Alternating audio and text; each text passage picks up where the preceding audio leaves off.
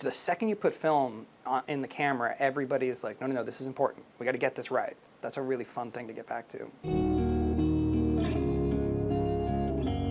So Matthew is a scumbag drug dealer. We first meet him in the morning. He shows up in the first scene and stumbles upon Crystal Reed's character and gives her drugs because he's a sleazy drug dealer and sees a hot girl. And then that sort of involves him and his partner, played by Dash Myhawk, into the whole crazy plot that the movie entails. The film is mostly about John Hawkes as he's a detective and he's after a missing woman. The acts are told out of order, so he's sort of wandering into different storylines each act, and our storyline also, intersects with his at two different points.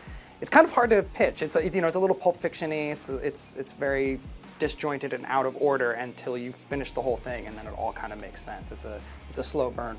We were shooting on 35 millimeter on film, because a lot of movies now are doing long shots, and with the digital camera, that's relatively easy. You can just do it again, and it doesn't cost as much. It's not as big of a deal. But with film, it really is a sort of tightrope walk.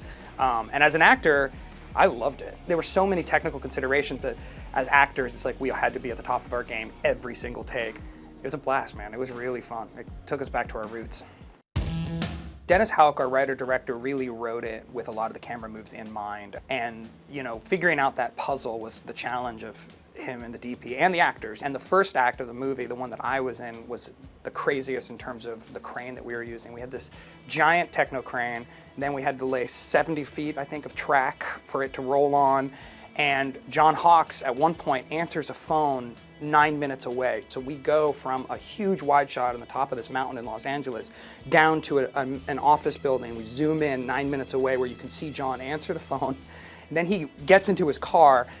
The camera zooms back out, comes back to us, we finish a scene, and John pulls up at the end of the scene. So there was a lot of crazy choreography that went into the writing just to begin with. I mean, Dennis really set out with those kinds of big, ambitious goals, and then our job was always to how do we make this work? And we did, every time.